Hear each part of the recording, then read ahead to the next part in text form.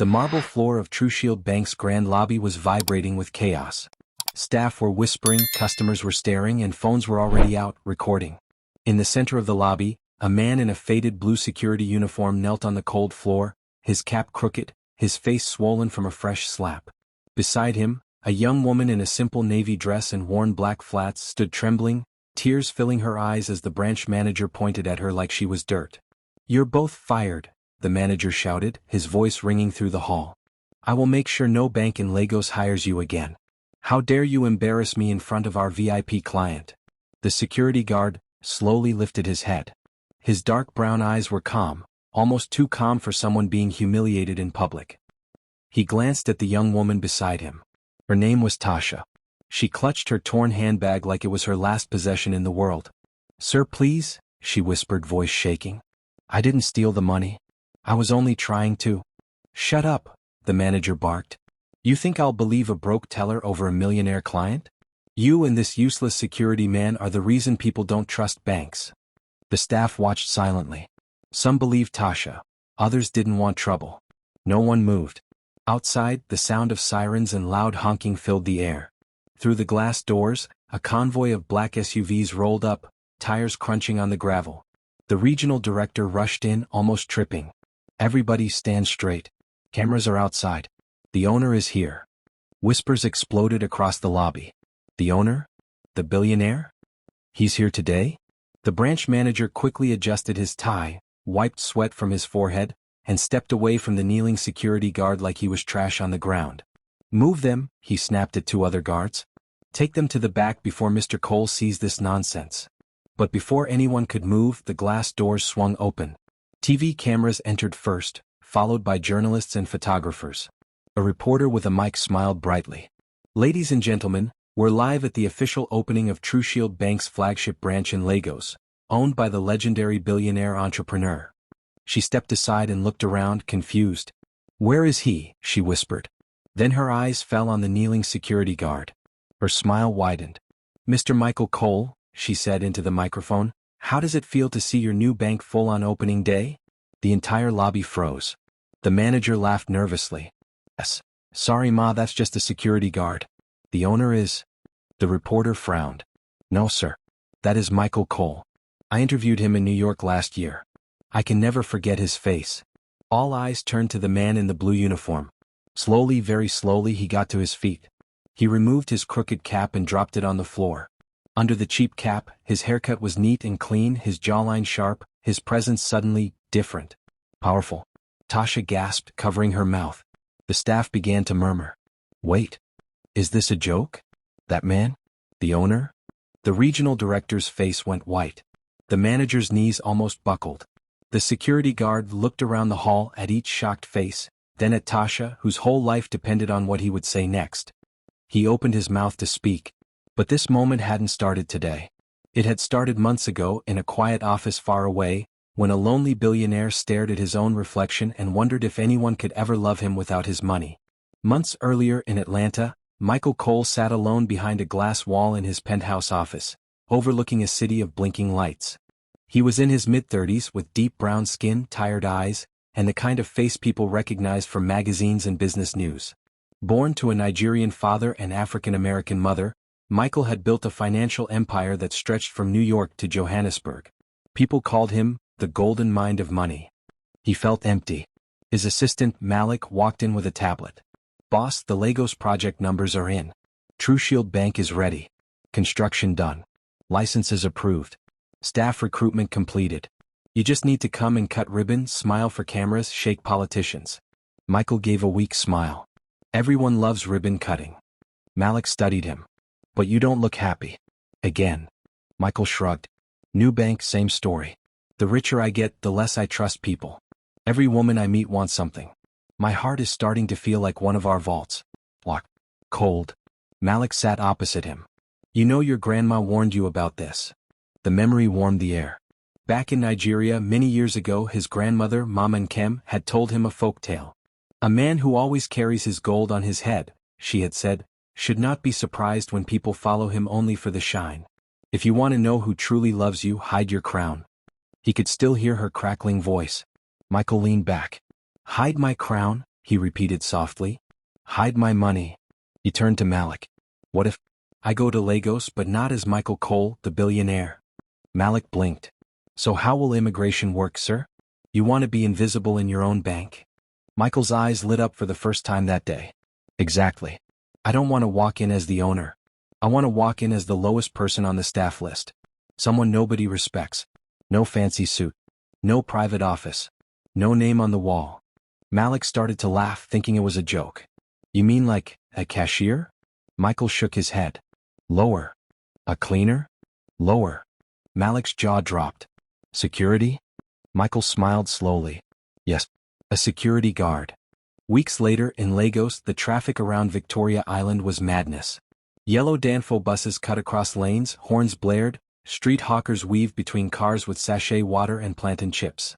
On a side street, in front of a brand-new glass building with the bold letters True Shield Bank, a man in a simple blue security uniform stood by the gate, holding a baton he hoped he would never have to use. His name tag read, Mike, Security. Only Malik, the regional director, and 2 lawyers knew the truth. To everyone else he was just Mike, one of the new guards hired for the bank's opening month. The first days were hard. Drivers shouted at him. Customers brushed past him like he was invisible. Staff barely greeted him.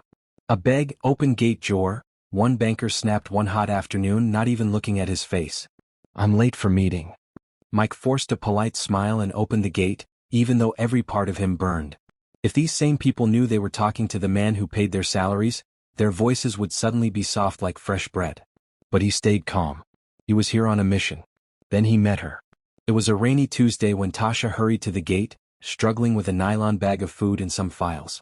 She was in her mid-20s, her brown skin glowing despite the stress on her face.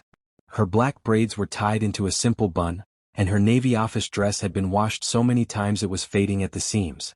As she rushed, the nylon tore. Boiled rice and stew spilled onto the wet floor right in front of him. She froze, watching her lunch soak into the dirty water. Mike reacted without thinking. He dropped his baton, bent down, and helped her pick up the scattered container. Don't worry, he said softly. The ground has eaten today. You'll eat another day. She gave a small, embarrassed laugh. But that was my last food money till month end. Without hesitating, he reached into his pocket and pulled out a folded 1,000 naira note. To him it felt like nothing. To her, it was the difference between hunger and strength. Take, he said. Buy something else. Her eyes widened. I know. You're also hustling. Your salary can't be plenty. I can't collect your money like that. But you just did, he smiled, gently pushing the note into her hand. Think of it as security for your stomach. She laughed properly this time, the sound bubbling out despite her stress. Thank you. Mike, right? She said, reading his tag. I'm Tasha. Front desk teller. If anyone troubles you inside, come and report to me. From that day, Tasha greeted him every morning. She shared jokes with him. Sometimes she smuggled him small snacks when she thought no one was looking. For the first time in a long time, Michael felt seen, without his crown. He watched her kindness to customers others ignored, her patience with old people who moved slowly, her quiet generosity to a cleaner whose son was sick. She treated everyone like they mattered, including the ordinary security man at the gate. He began to wonder, secretly, if she knew who he really was, would she change? One hot afternoon, as Mike was checking cars, he overheard 2 staff members gossiping near the entrance. Have you heard? One whispered. Manager wants to get rid of Tasha. Why? The other asked. That girl is hardworking. The first snorted. She refused to smile extra for one rich client last week. You know how Oga behaves. Now he's just waiting for small mistake to finish her. Mike felt his hand tighten around his baton. He looked toward the glass doors where Tasha was standing, patiently attending to a long line of customers, completely unaware that her job was hanging by a thread. His little experiment had just become dangerous. If he continued pretending, an innocent woman might lose everything. He straightened up, jaw clenched, a storm rising quietly inside him. For the first time since he put on that cheap uniform, Michael Cole, the billionaire owner of True Shield Bank, started to think. Maybe it was time to break his own rules. The next morning, the sun rose over Lagos like a burning coin in the sky, lighting the glass walls of True Shield Bank in gold. Mike stood at the gate in his usual uniform, but today, his mind churned like restless water. He watched Tasha arrive, her braids neatly packed, her faded navy dress ironed carefully, her shoes polished even though they were worn at the edges.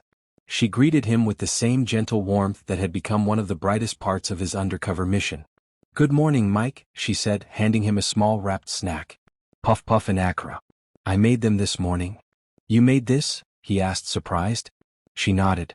"You gave me money that day. It was small to you but big to me. So today take breakfast from me." Mike smiled, but something pained him inside. She had so little, yet she was always giving.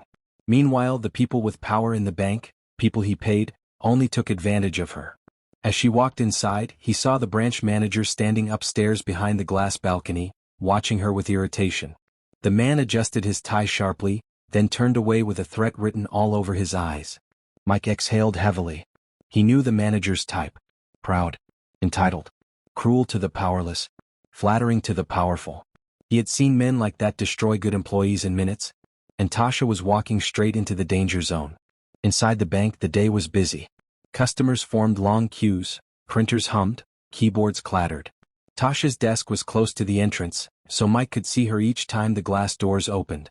She smiled at old women who struggled with their pins, explained patiently to first-time customers, and even comforted a man who came in crying because his account had been mistakenly frozen by another branch. She was always calm, always kind. But behind the scenes, trouble was cooking. Around noon, a wealthy customer, Mr. Bradley, a loud, arrogant businessman, stormed into the hall, waving a bank slip angrily. "Where is that girl from last week? The teller with the braids?" he shouted. Tasha stiffened. The manager rushed to him with his fake smile. Sir, calm down. What happened?"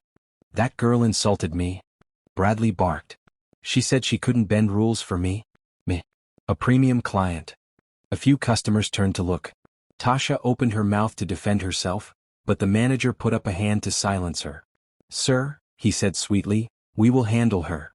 Then he grabbed Tasha's arm roughly and dragged her toward his office. "Let go of her," Mike muttered at the gate, fists clenching even though he was too far away to act. Tasha's eyes widened in fear as she stumbled behind the manager. When the office door slammed shut behind them, Mike could still hear the muffled shouting. He set his jaw. This had gone too far. He looked around. Malik wasn't here. The regional director hadn't arrived. And he couldn't break cover, not yet, because the bank was scheduled to be inspected soon. If the staff discovered who he truly was too early, the entire undercover plan would collapse. But Tasha was in danger. Inside the manager's office, the man paced like a frustrated lion while Tasha stood still, trying not to cry. "This is the last time you embarrass me," he shouted. "I told you to smile extra for premium clients. But no. You want to behave like you're special." "I didn't disrespect him," she whispered. "He wanted a transaction that required authorization. I only followed policy." "Policy?" the manager scoffed. "Are you the owner of the bank?" Tasha swallowed hard.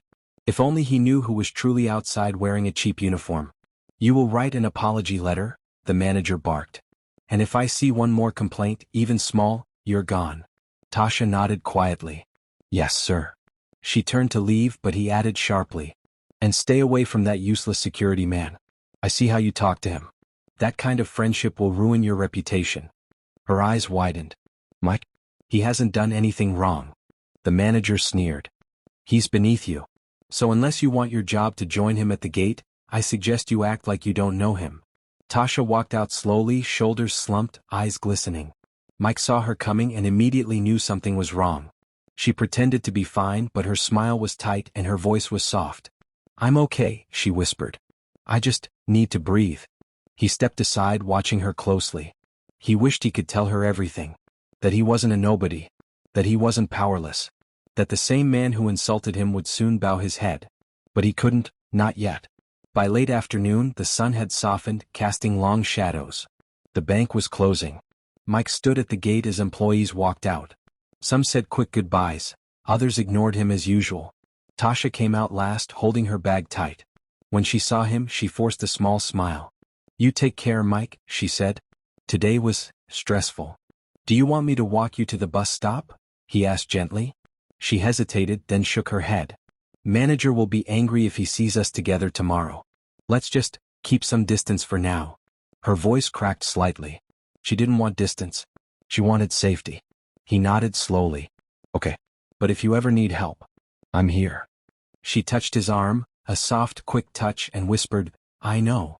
As she walked away, Mike watched her disappearance into the crowded street, feeling an ache he hadn't felt in years. He wasn't just undercover anymore. He was connected. Emotionally. Deeply. Which made everything 10 times more dangerous. That night, Michael didn't sleep. He sat in his rented apartment, a modest 2-bedroom he chose to stay undercover, and replayed the day over and over. Tasha being insulted. Tasha being threatened. Tasha sacrificing her dignity just to keep her job. He thought of his grandmother's words again. Love shows itself when the world turns dark. If you want to know who truly stands with you, hide your crown. He had hidden his crown, yes. But now he was watching someone else suffer because of it. He couldn't allow that. Not anymore. The next week, something happened that changed everything. The bank had a sudden audit. Government officials arrived to review documents, question staff, and check accounts. The manager panicked. He always had hidden skeletons, but he pretended to be calm. In the chaos, someone made a mistake. A transfer was wrongly logged. A client's money appeared missing. The system flagged Tasha's ID. Within minutes, the manager dragged her into the lobby and shouted, "You thief!" Gasps filled the hall. Mike, standing at the gate, froze. Tasha shook her head violently. "I didn't do anything. I didn't touch the money." The manager shoved her and she stumbled. "Call the police," he screamed. "She must be arrested for fraud." And then he did the unthinkable, he slapped her. The sound echoed across the entire lobby. Customers gasped. Staff flinched. Mike's vision went red. He dropped his baton. He marched toward the lobby. Every step felt like a drumbeat of thunder. "Mike, stop," one guard whispered fearfully. "You'll lose your job." But Mike didn't stop. Not this time. Not today. He walked into the lobby just as Tasha collapsed to her knees in humiliation. The manager pointed at him angrily. "You. Get in here and remove this criminal from my bank." Mike looked up slowly. His voice was low. Controlled. Dangerously controlled. "Is that your final instruction?" he asked. The manager scoffed. "Yes. Now do your job." Mike nodded once. Then he reached up, removed his cheap security cap, and the entire bank saw his full face clearly for the first time. People stared, whispered, froze. A customer dropped her purse. A staff member literally fainted. The reporter from earlier walked through the door and recognized him instantly. Michael Cole was done pretending. He looked straight at the manager. And then, he spoke the words that would change everything. But what he said and what happened next would shake the entire bank to its core.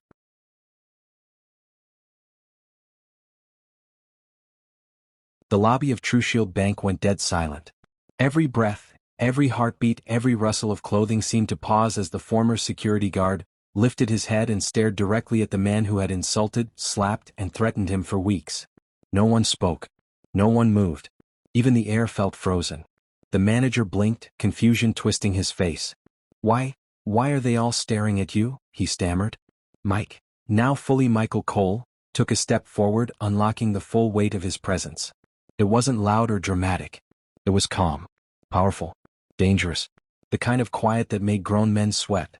"Because," Michael said, "you just ordered the owner of this bank to drag an innocent woman across the floor." Gasps exploded across the hall like firecrackers. The manager stumbled backward. "Owner? Owner of what?" "Stop joking." "Of this bank," Michael said, voice steady. "Of this building. Of this company. Of every account under TruShield Financial Group." He let the words settle. Employees began to whisper frantically. I knew he looked familiar. "That's Michael Cole, the billionaire." Tasha was talking to the real owner all this time? Oh my God. Reporters surged forward, cameras flashing wildly. The same journalist from the opening ceremony raised her mic. "Mr. Cole," she said breathlessly, "we were told you were out of the country. Were you undercover?" Michael ignored her. His eyes stayed locked on the manager, who now looked like a man standing on the edge of a cliff. Why, the manager stuttered. "You said you were a security guard." "I said my name was Mike," Michael corrected calmly. "You assumed that meant I was nobody." The manager trembled. Sweat trickled down his forehead. "Sir, I didn't know." "You didn't care," Michael replied. He walked past him and knelt beside Tasha, who was still trembling, her cheek red from the slap. Her eyes were wide, filled with shock and confusion. She whispered, Michael, I don't understand." He spoke softly. "I promise I will explain everything. But first. He rose to his full height and turned back to the manager. We need to finish what you started. Security guards stepped aside as he walked to the center of the lobby. He removed the security badge still clipped to his uniform and held it up. You humiliated your staff, Michael said. You abused your authority. You bullied the people you were supposed to protect. And worst of all, you tried to destroy someone innocent. The manager dropped to his knees, begging. Sir, please, please. I have a family. Michael looked at him with a calm that was colder than anger. Tasha also has a life, a job, a reputation. And you treated her like nothing. He gestured to 2 guards. Escort him out. Effective immediately, he is terminated. He will not step foot in any TruShield branch again. The crowd erupted, some cheering softly, some sighing in relief, others stunned beyond words. The disgraced manager screamed as they lifted him. Please, please, Mr. Cole. I was loyal. I didn't know. I didn't know. You should treat everyone with respect, Michael said quietly, whether you know who they are or not. As the doors slammed shut behind the manager, Michael turned toward the entire staff. Everyone listen carefully, he said. If any employee here feels mistreated or threatened by their supervisor, report directly to our new ethics department. That department begins today. And it answers only to me. Applause spread through the lobby, small at first, then growing as courage returned to those who had been silent too long. Michael stepped back toward Tasha, offering her his hand. She took it slowly, still stunned. You lied to me, she whispered, her voice shaking. Not just me, everyone. It wasn't a lie, he said softly. It was a test. I needed to know who saw me, and who only saw money. Her eyes searched his. So, everything? The uniform? The gate? The long hours? It was all part of some experiment? It started that way, Michael admitted. But somewhere along the line, it became something more. Tasha swallowed hard. I don't know what to say. Before he could respond, several government auditors approached with tablets and documents. Mr. Cole, one official said, we need a statement about the alleged missing funds. Michael nodded. I already know what happened. Staff members exchanged confused looks. He continued, the system didn't malfunction. Someone used Tasha's login. Someone trying to frame her. Another wave of gasps rippled through the hall. The auditor frowned. Do you know who? Michael's jaw tightened. I have an idea. He turned to Malik, who had just arrived. Malik held a tablet with logs, security footage, and digital tracking. Boss, Malik said, raising the tablet, we found the real culprit. Who? Tasha asked, fear returning to her eyes. Michael stepped aside, revealing the screen. The footage showed someone entering the system late at night. Someone with a master password. Someone who thought they would never be caught. The audience of staff leaned forward, breathless. Look closely, Michael said. The image sharpened. A face appeared. A familiar face. Tasha gasped. Several employees screamed. Oh my God, it's him. It can't be. But he left 2 weeks ago. The footage unmistakably showed a former senior staff member. One who worked closely with the manager before suddenly resigning. But there was something even more shocking in the video. Not only had he stolen money, not only had he planned to frame Tasha, he wasn't acting alone. Someone else was in the footage. Someone the entire bank trusted. Someone still working inside the building. Someone watching Tasha closely all week. The moment the second face became clear, the hall erupted. Michael's eyes went ice cold. Tasha, he said quietly, this wasn't just an accident. Someone targeted you deliberately. She covered her mouth in shock. But why? She whispered. Michael exhaled slowly. That's the question. He looked straight ahead. At someone approaching with a stiff, guilty expression. The final person anyone expected. As the hall held its breath, Michael said the words that shook the entire bank. You. Come forward. And the second culprit stepped out of the crowd, caught in front of everyone. Cold tension swept through the lobby as the second culprit stepped forward, shoulders stiff, eyes darting everywhere except at Michael or Tasha. The staff whispered anxiously, some covering their mouths, others shaking their heads in disbelief. It was Jordan, one of the most trusted junior supervisors in the bank. A quiet, well-spoken man in his late 20s. The one who always held the door for everyone. The one customers praised for being polite. The one who had earned Tasha's friendship during her first year at the branch. Tasha stared at him, confused and hurt. Jordan, you? Why? He swallowed hard, breathing unevenly. Tasha, I'm sorry. I didn't want it to turn out like this. You tried to frame her, Michael said, stepping forward.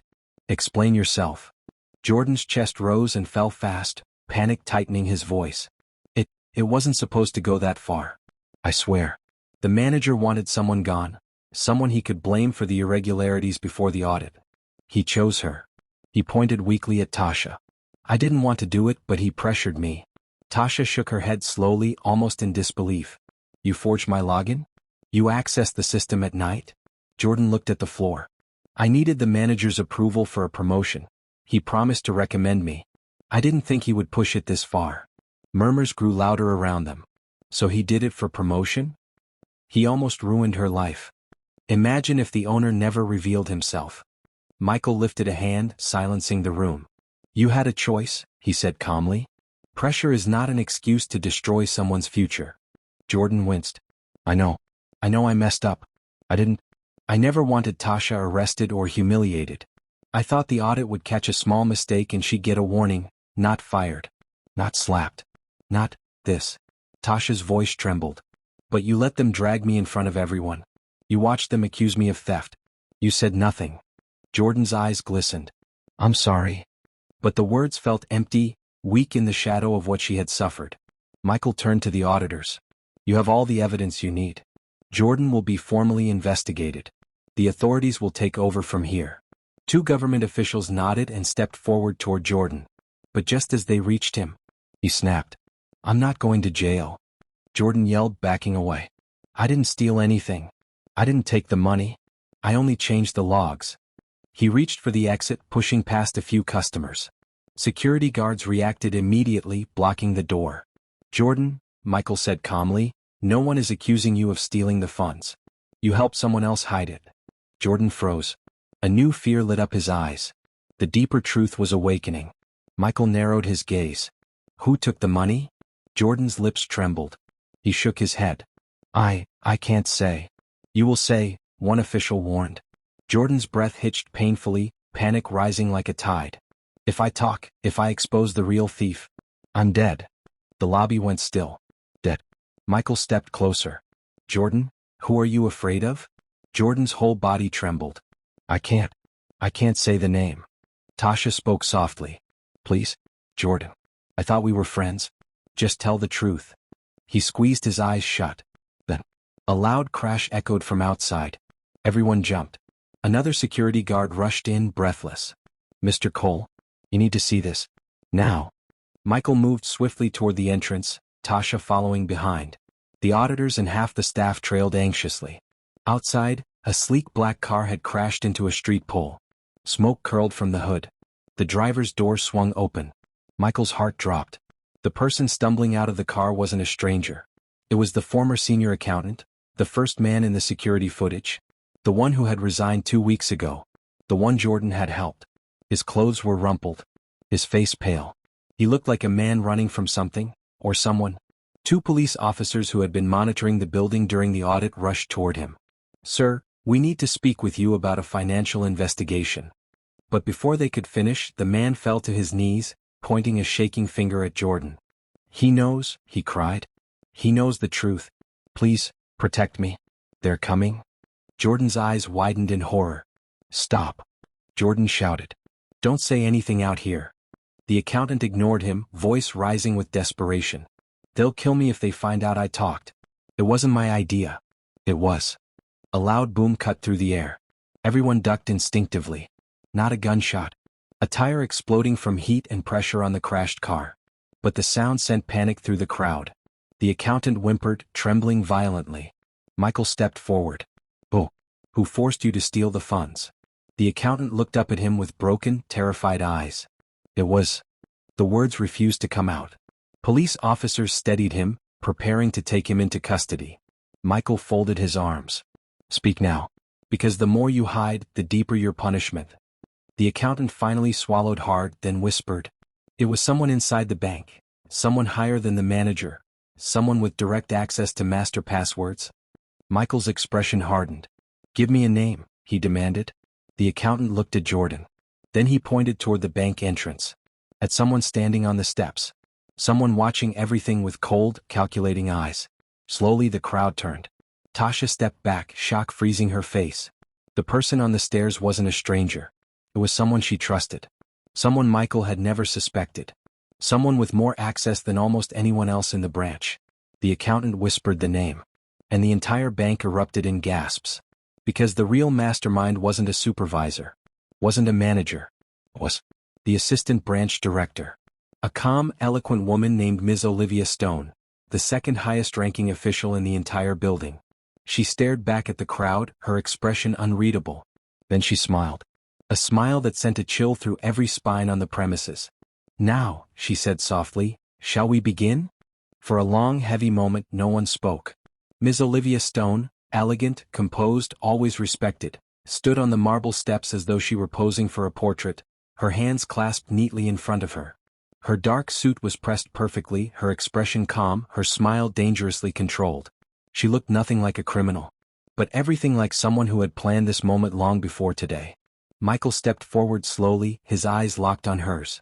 "Miss Stone," he said, his voice steady but sharp, "I suggest you come inside for questioning." She tilted her head slightly as though he were asking her for a cup of tea. "Questioning?" she repeated, almost amused. "For what, exactly?" The accountant, shaking violently, pointed at her. Why you made me do it? You said if I didn't reroute the funds, you'd expose my past mistakes. You blackmailed me."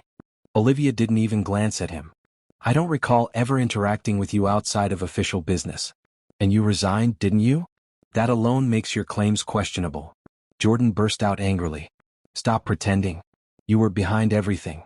You told the manager to target Tasha. You told me to alter the logs." Olivia finally looked at him, slowly, coldly. "Jordan, you've always been emotional. I warned the manager you weren't ready for promotion. This outburst proves it." Jordan lunged forward, but two guards held him back. Michael kept his focus. "We have footage, logs, testimonies, and motive." "Motive?" Olivia echoed, folding her arms calmly. "Do enlighten me." Michael didn't blink. "You wanted the board to lose faith in this branch. A scandal big enough to justify shutting it down. Because you have a competing offer, don't you?" Her eyes flickered. Just for a second. But Michael caught it. Tasha watched in stunned silence, clutching her bag tightly. The auditors exchanged glances. Olivia exhaled softly. "Mr. Cole, I respect you. But this is far beneath your intelligence. You think I would jeopardize my career over a single branch? I have worked 14 years to reach this position." Michael studied her. "Yes, 14 years. 14 years of being passed over for director roles? 14 years watching people you train get promoted above you? 14 years of feeling invisible?" A muscle twitched in her jaw. Michael continued. "And then the board announced TrueShield Global would be merging with Titan Bank, one of your biggest competitors. And you applied for a director role at Titan, didn't you?" Several staff members gasped. One auditor checked a tablet urgently. "Sir, I'm seeing a note here. She submitted an interest form to Titan last month." Olivia's smile tightened. "That doesn't prove anything."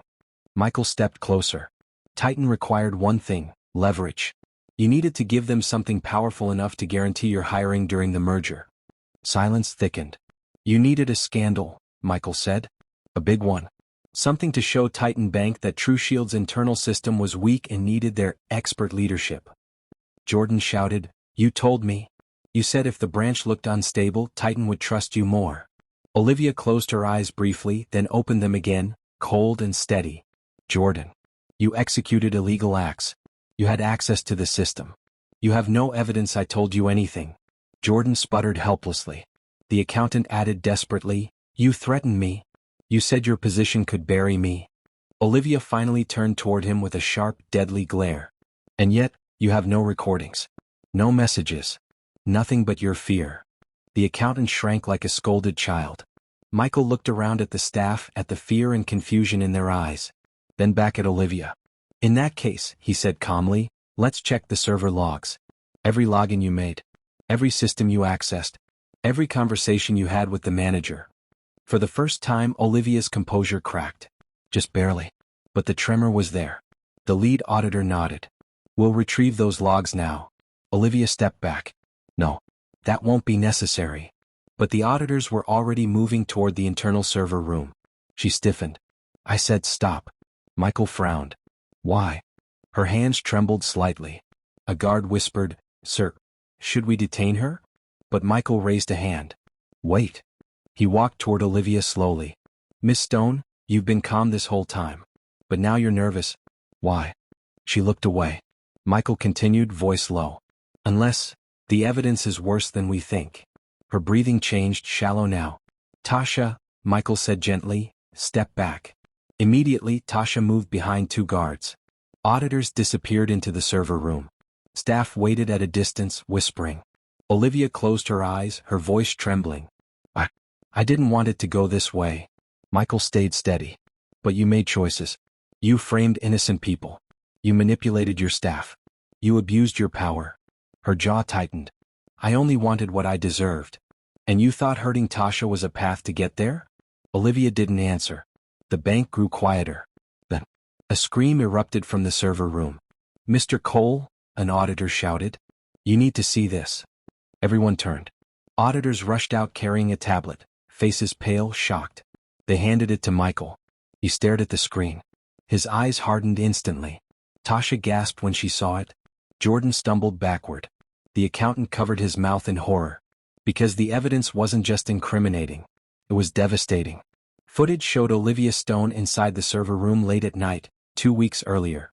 She wasn't just accessing logs. She was transferring funds. Directly. Personally. Millions. And worse. She wasn't working alone. A second figure appeared in the footage. Someone wearing a mask. Someone who moved like they knew every corner of the bank. Someone who handed Olivia a stack of documents and a flash drive. Michael zoomed in. A scar. A small scar on the person's wrist. Michael's breath stopped. He recognized it. Everyone recognized it. It belonged to a man who had worked for TrueShield for years. A man everyone trusted. A man who had vanished 3 days ago without explanation. One of the bank's senior internal auditors. A man named Marcus Trent. This wasn't just fraud. It was a coordinated inside job. The entire bank staff went pale. And then, footsteps echoed from the entrance. Slow. Heavy. Measured. Everyone turned. The doors opened. Marcus Trent, tall, muscular, wearing a black hoodie and dark glasses, walked into the lobby like he owned the place. He stopped in the center, removed his glasses, and smiled. A smile even colder than Olivia's. "Well," Marcus said softly, "looks like the party started without me." Everyone froze. Tasha trembled. Jordan backed away. Olivia took one step toward him. "Marcus, don't." He raised a hand sharply. She stopped speaking immediately, fear etched on her face. Marcus turned to Michael. "So," he whispered, "the billionaire king finally takes off his disguise." Michael didn't move. Marcus's smile widened. "Let's see who truly owns this bank now." Every inch of the lobby tightened with fear as Marcus Trent, once one of TrueShield's most trusted internal auditors, stood in the center of the room with the quiet confidence of a man who believed nothing could touch him. Olivia Stone looked terrified. Jordan trembled. The accountant stepped behind a police officer like a frightened child. Tasha clutched her hands together, praying silently that this moment would end without violence.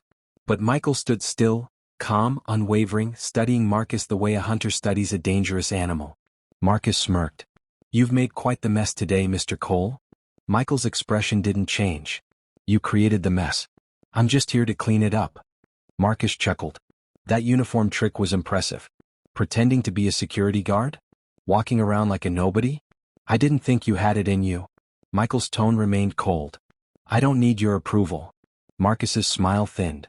"You might soon. Depending on how this ends." Police officers stepped forward cautiously. "Marcus Trent, you are under arrest for financial fraud, embezzlement, and conspiracy." Marcus raised a small flash drive between his fingers. Everyone froze. "This," he said, "holds access to every blueprint, every firewall, every encrypted system your bank has. I created shortcuts into your vault algorithm long before you ever hired your first teller. And if I plug this in," he tapped it against his palm. "TrueShield collapses in 1 hour." Gasps rippled through the lobby. Michael's jaw tightened. "You're bluffing." Marcus chuckled. "Try me." Tasha stepped behind Michael, voice trembling. "Why would you do this? The bank gave you everything. Respect, a good salary, trust." Marcus turned to her with a hollow smile. "Respect? Trust? The only thing this bank ever gave me was a permanent seat in second place. Always overlooked. Always ignored. always watching less competent people climb higher. Olivia flinched. His words hit her personally. Marcus continued. So I decided if the system didn't value me, I'd break it. And Olivia here, he gave her a sideways glance. She was useful, desperate for recognition, easy to manipulate. Olivia's breath hitched. You said I would get a director role? You believed that? Marcus asked mockingly.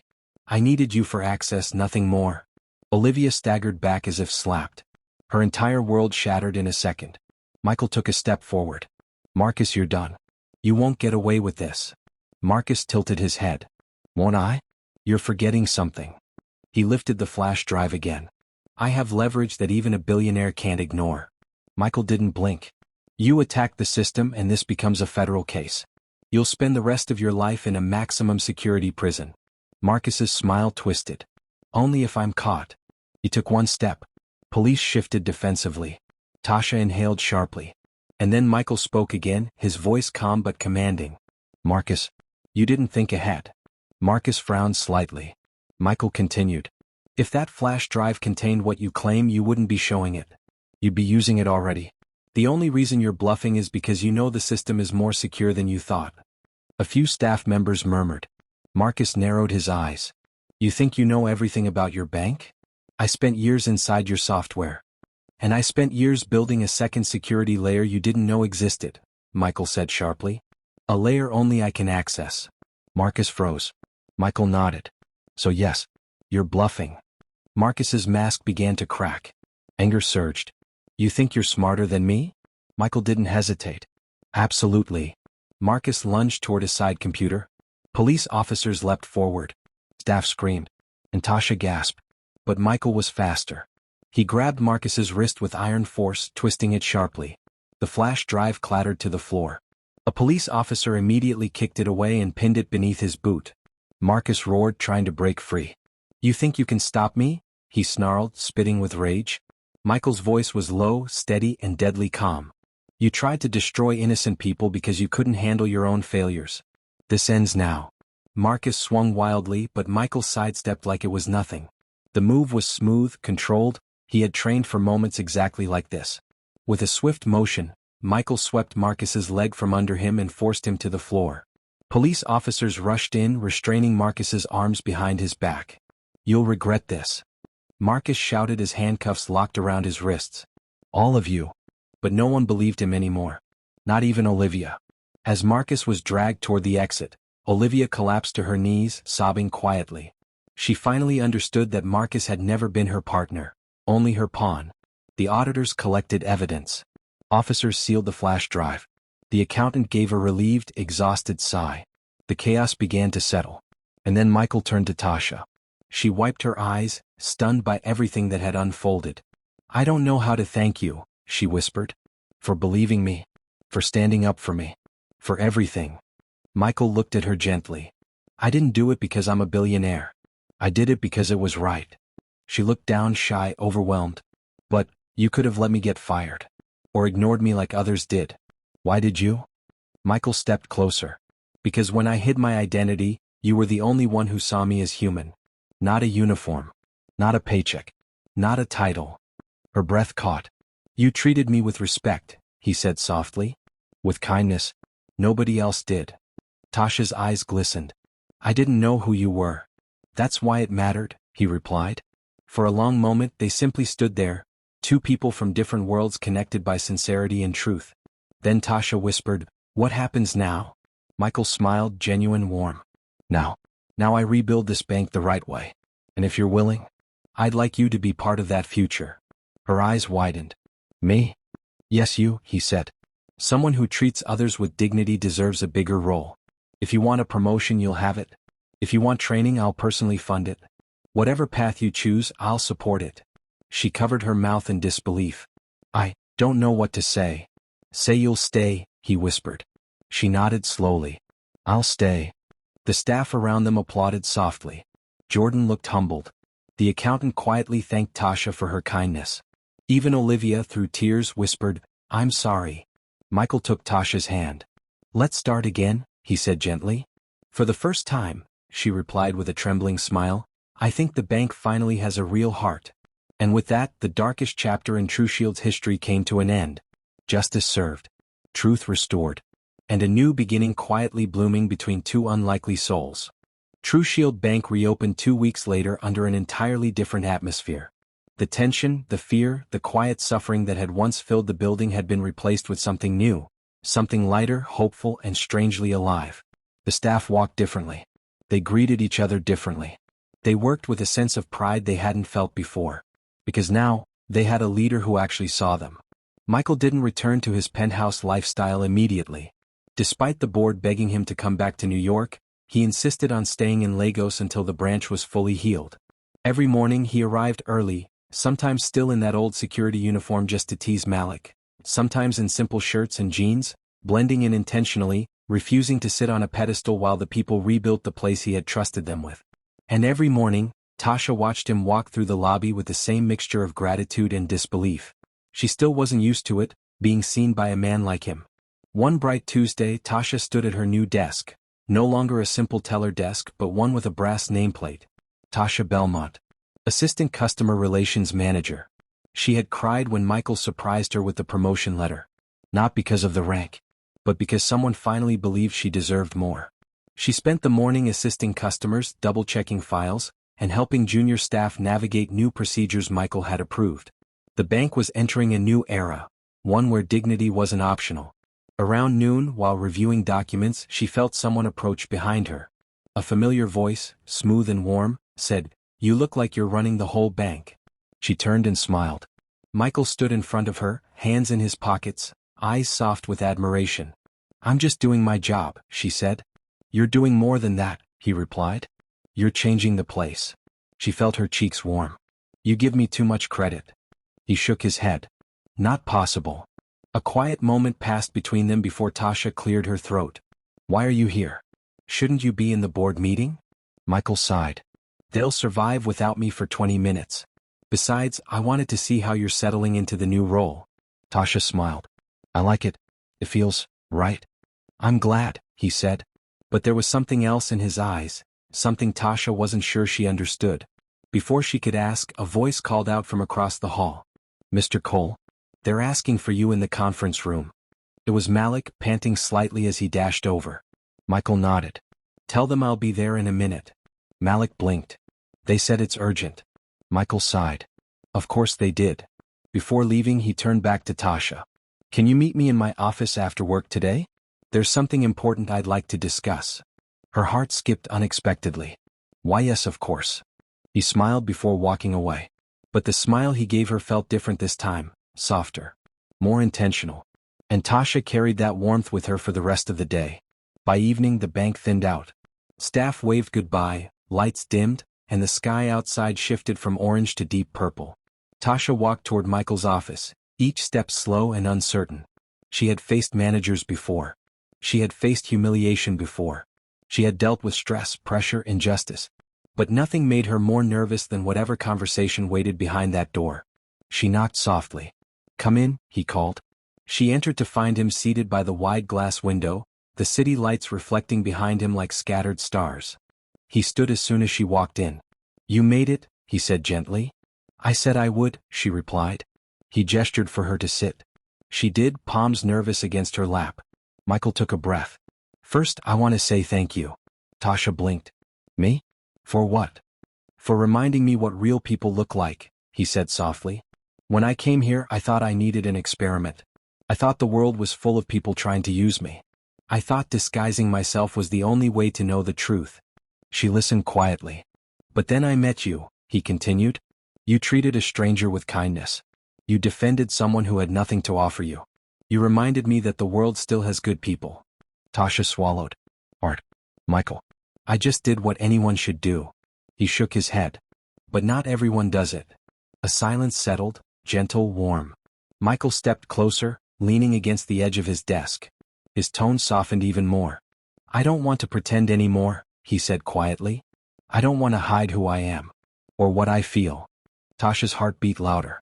He looked directly into her eyes. "I care about you," he said. "Not as the owner of this bank. Not as the billionaire behind the headlines. Just as me. And I want to know if, maybe, you feel something too." Tasha inhaled shakily. Michael. You don't need to answer now, he said quickly. I know this is a lot. And I don't want to pressure you. He paused. I want to be honest for once. Truly honest. Her voice trembled. I'm just scared. He nodded gently. Of me? Of what it means, she whispered. A man like you, and someone like me, we come from different worlds. Michael took another step, kneeling gently in front of her, not in desperation but sincerity. Then let me build a world where we meet in the middle. Her breath caught. I don't want your position, she whispered. Or your money. Or anything like that. I know, he said softly. That's why I'm here. He took her hand carefully, respectfully. I want you to choose me, he said. Not the billionaire. Not the bank owner. Me. Her fingers tightened around his.